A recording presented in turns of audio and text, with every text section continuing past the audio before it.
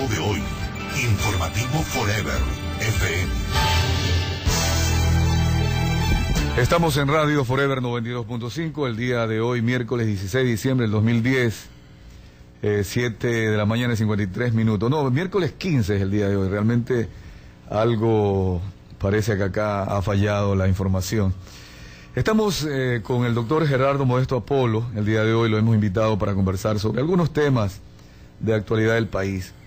Y justamente para relacionarlo con la situación que estamos viviendo sobre la inseguridad, la violencia, el tema de la delincuencia, esta confrontación que existe entre el presidente de la República a partir de sus ideas con el alcalde de la ciudad, Jaime Nebot, con el sistema judicial, la Corte de Justicia, esa forma de sorpresivamente ayer hacer una especie de batida dentro de la penitenciaría del Litoral y encontrar a guías penitenciarios traficando droga.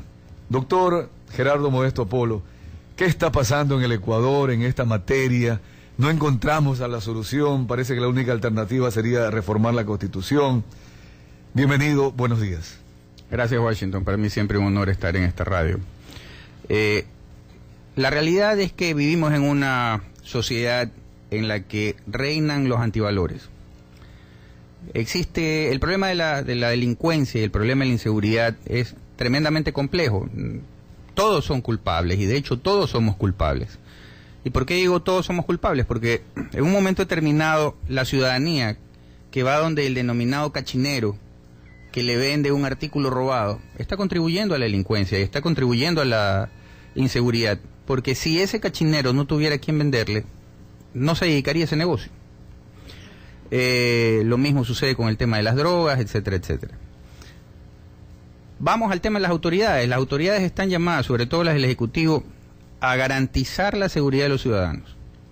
Pero ¿cómo se puede garantizar esto? A través de un sistema judicial no corrupto, a través de un sistema legislativo que tenga penas duras, y tercero, que exista una difusión de lo que se está juzgando, esto es, de cuáles son los delitos, cuáles son las penas, cuáles son las sanciones, y hacer una especie de educación a la población. Mire usted, por ejemplo, los Estados Unidos en eso es una sociedad tremendamente avanzada. No vamos a decir que no tiene delincuencia, por el contrario, la tiene. Sin embargo, ellos cubren todos estos planos. Tienen un sistema de justicia tremendamente eficaz, tienen un sistema legislativo tremendamente fuerte. Por ejemplo, existe ahí una norma legal que se llama 10, 20 y vida. Y se le explico. Mire usted la severidad del sistema norteamericano. Sí. Si una persona porta un arma y solamente la enseña sin tocarla, automáticamente son 10 años. O sea, la enseña para amedrentar, ¿no? O sea, supongamos que la tiene en el cinto, levanta la camisa, le enseña el arma para amedrentar, son 10 años. Si ese individuo toma el arma, son 20 años. Si ese individuo apunta a la persona amedrentando con el arma o dispara, es de por vida la condena. Entonces, ¿qué pasa? Es una ley dura, ese es un ejemplo de una ley dura, una norma dura. ¿Qué pasa con la difusión o la educación hacia la población? Usted ve en los programas de televisión, hay programas como Cops, de la vida real, etcétera, etcétera, en que la pasan siempre, en el cual se determina cuáles son los infractores, que por exceso de velocidad, que por haber robado un carro, por haber asaltado una gasolinera, etcétera, etcétera. Que lo toman preso y va tantos años preso, etcétera, etcétera. Esa es una manera de difundirlo a través de un programa de televisión. ¿De difundir qué? Que el sistema funciona, que ciertos actos están penados y que no se permite la impunidad en esa sociedad. Aquí nada de eso sucede. Nada de eso sucede. Doctor, usted ha mencionado algo muy fundamental, como es el hecho de los antivalores que están primando en nuestra sociedad. Por eso usted con el ejemplo está demostrando que hay diferencias en las concepciones mismas por parte de las autoridades y por parte, inclusive, de medios de comunicación y también la ciudadanía. Pero esa cultura de antivalores, cultura de confrontación, por ejemplo, acá, y como usted dice, impunidad, y de participar. O hay una encuesta de hace pocos días que el 40% de ecuatorianos justifica este tipo de impunidades o de coimas y participa inclusive. En algunos casos creen que la conducta negativa es la conducta recomendada para vivir en una sociedad en que la violencia, el más vivo quiere vivir del tonto y el honrado se lo califica como tonto. En fin, hay una especie de confusión total. Hablamos de un asunto de educación y tanto más que hace falta. Pero también el presidente de la República, en su campaña electoral y dentro de su gestión, ha hablado de una época destructiva o la fase destructiva del socialismo, esperanzado en que en algún momento comenzará la fase constructiva, diríamos nosotros. Él habla de la época de cambio, cambio de época.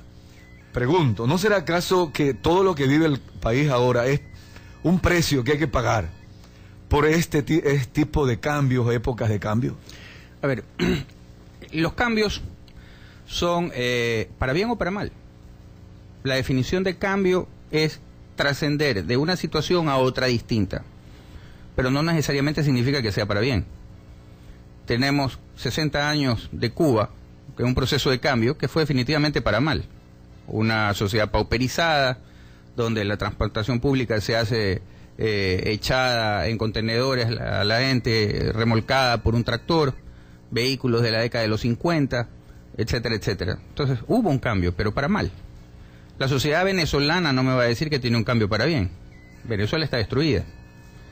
Acabo de escuchar en esta misma radio la noticia de que los argentinos están horrorizados porque tienen un cinturón de miseria ahora en las afueras de Buenos Aires. Todo esto se da simple y llanamente porque efectivamente ha habido un cambio, pero ha habido un cambio para mal. Ha habido un retroceso, una involución. ¿Por qué? Porque la mayoría de estas teorías socializantes, izquierdosas, innovadoras, entre comillas, que la verdad es que no innovan nada, esto es viejísimo, lo único que hacen es propender a los odios. Y el odio jamás ha construido nada, siempre ha destruido. Todas estas sociedades, en este momento la ecuatoriana, la venezolana, la cubana, se ha mantenido a través de odios y no ha construido absolutamente nada, por el contrario, ha destruido las bases de la institucionalidad en esos países y ha destruido la unidad de esos países. Entonces, cuando usted destruye, no tiene nada bueno. Este tema de Venezuela, que de paso, ¿no?, hay que mencionar, la información internacional nos trae que ayer volvió el presidente Hugo Chávez a tomar el poder absoluto, el poder total, porque inclusive ya perdió esa mayoría en la asamblea, y a ver qué pasa en ese proceso que se va a dar. Volviendo a nuestro país, el Ecuador, estamos viviendo esta época que usted dice de cambio, pero no necesariamente para bien.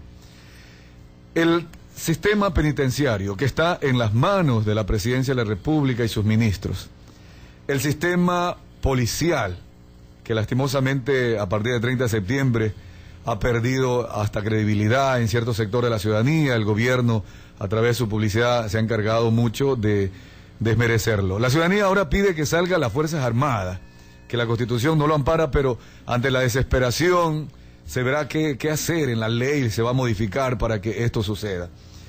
El sistema penitenciario, ayer, como le decía, guías penitenciarios traficando droga. Es decir, son medidas para tomarlas. Pero Gustavo Yal parece que se dedicó a otro tipo de situaciones, no modificó la situación, ya no está en el cargo. El presidente de la República dice que va en esa semana a tomar otro tipo de decisiones allí.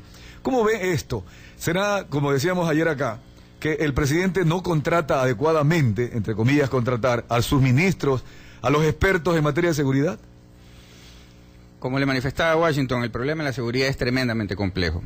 Hay personas expertas en seguridad. Aquí en Guayaquil, en Ecuador, tenemos a un experto israelí en seguridad. Existen personas dedicadas a este tema en los Estados Unidos, en Francia, etcétera, etcétera, que inclusive han venido en algún momento determinado a dar ciertos parámetros para tratar de alguna manera combatir el tema de la inseguridad. Pero el tema de la inseguridad es global, el tema de la seguridad es complejo. El tema de la seguridad no solamente necesita de expertos, necesita de decisión política en primer lugar, y segundo, que haya un sustento jurídico y que a la vez haya una... Ya, pero hablando exclusivamente, doctor, perdón, quería concretarme solo en el asunto que sí está en las manos del presidente, el asunto policial, penitenciario, porque ya sabemos que esto es multicausal, pero hay cosas que sí se puede tomar decisiones. A ver, indiscutiblemente se pueden tomar decisiones, pero las decisiones pueden quedar en el aire. ¿De qué le sirve a un policía arriesgar la vida en un momento determinado? Y hago esta reflexión. Primero lo han vilipendiado, lo han acusado de traidor a la patria, a los policías de haber atentado contra la vida del presidente, cosa que yo no estoy de acuerdo, de haber tratado de dar un golpe de Estado, etcétera, etcétera. Se han cambiado tantas veces las versiones, pero lo único que se ha logrado es dañar más la imagen de una policía que ya de por sí estaba dañada y que de algún modo estaba tratando de recuperar esta imagen del luchador pues en beneficio de la sociedad. Sin embargo, después del 30S se han dedicado a destruir esta poca imagen que ellos mismos habían levantado. Y han dejado en segundo plano la eficacia de la policía. Seamos claros, la policía ha tenido éxitos en capturar a los delincuentes. El problema viene en el segundo paso, viene el juzgamiento, y entonces viene la Constitución y dice que preferentemente hay que tomar medidas garantistas y sustituir la prisión por cualquier otro tipo de medida. Se acabó el trabajo de la policía ahí. Se hizo agua el trabajo y el esfuerzo de la policía. Entonces viene un policía y dice, bueno, si al fin y al cabo yo estoy arriesgando mi vida para capturar a este tipo que el día de mañana va a salir, ¿y quién me quita? Pues que dentro de esta cadena de odios va a estarme cazando para coger y darme un tiro. Doctor, pero claro, hasta que modifiquemos la ley hay que modificar la Constitución. Obviamente. Ayer va... Si usted me habla del tema del sistema penitenciario... Sí, por ejemplo. Sí, es decir, ahí sí se puede hacer bien las cosas. Si hablamos del tema penitenciario, debe de haber personas que sean expertas en el manejo de este tipo de instituciones. Ejemplo, que en la penitenciaría se armen talleres, que se ha venido hablando de esto hace 1.000.000 de años, talleres de carpintería, se armen escuelas, etcétera, etcétera. Eso es distinto. Pero ahí hay funcionarios que tienen que tomar esas ideas, ¿verdad, doctor? Gustavo Yalc, José Serrano, Miguel Carvajal. Por eso le preguntaba de manera específica. Sabemos que uno es técnico en computación, en el caso de Miguel Carvajal. Cosas de esta, es parte de una decisión del presidente. Ya ha pasado 4 años y recién ahora estamos tratando de modificar y perfeccionar con José Serrano el tema penitenciario. Volvemos al tema de decisiones políticas, Washington. Por ejemplo, en China, que es un país socialista, dejándolo en claro. Pero es un país socialista que, digamos, bastante pragmático. Toma del socialismo lo que le conviene y toma del capitalismo lo que le conviene. ¿China qué hizo? China hizo alianzas estratégicas con los sectores empresariales para aplicarlos dentro del sistema carcelario. Ejemplo, en el sistema carcelario de China existen fábricas completas en las cuales pues se producen diversos artículos con ciertas ventajas para el inversionista privado. ¿Qué ha logrado China con eso? Optimizar el sistema carcelario en el sentido de poder reinsertar a esa persona en un sistema productivo, sacarlo de esta marasma que es el tema de estar especializándose en cómo robar. El que entra por estruchador termina de robar carros, o si no, de secuestrador express o asaltabancos. Acá en China ya no se da. ¿Por qué? Porque el tipo está preocupado y ocupado en producir, y está viendo que ese sistema productivo le funciona porque le trae réditos a él y a su familia, y no está con su mente divagando en qué tanto daño puede hacer. Pero claro, no estamos hablando de una cultura de odios, estamos hablando de una cultura pragmática. El problema es que aquí no se utiliza. ¿Por qué? Porque claro, aquí... esa es la pregunta que le iba a hacer. Claro. ¿Por qué, por ejemplo, esa idea que está allí a la vista, yo no la conocía en China? Ahora entiendo por qué escuché en algún momento un discurso en Estados Unidos que decían que los consumidores estadounidenses están comprando artículos, sobre todo vestimenta, fabricados por los presos en China. Me llamó la atención. Usted lo acaba de explicar. Entonces hay empresas privadas, por supuesto, que contratan... internacionales. Y además internacionales. Así es. Internacionales que dicen muy bien, yo quiero invertir. Ya, entonces ahí viene la pregunta, ¿por qué esas ideas excelentes que pone a trabajar a un reo, que le da un sueldo seguramente, desde adentro de la cárcel está manteniendo a su familia seguramente? Por supuesto. En fin, todo esto y contribuye al país, etcétera. ¿Por qué no? Porque se generan en China las circunstancias indispensables para que el inversionista tenga seguridad jurídica y tenga asegurada el retorno de su utilidad. En cambio aquí no tenemos eso, pues, Washington. No hablemos del tema carcelario, hablemos de un inversionista común y corriente que quiere invertir en cualquier rama de la producción en el Ecuador. Y ahí yo le seguiría preguntando por qué, pero ¿por qué entonces no se toma ese tipo de decisiones? Porque seguimos hablando de populismo, seguimos hablando de odios. Le pongo el caso, hoy día escuchaba el tema de las comisiones sectoriales. Eso realmente es una pérdida de tiempo, Washington, por una sencilla razón. Si entra en vigencia el tema del salario digno, que serán alrededor de $340 más o menos, 337, en el cual no es que se está mensualizando el 13º y 14º sueldo,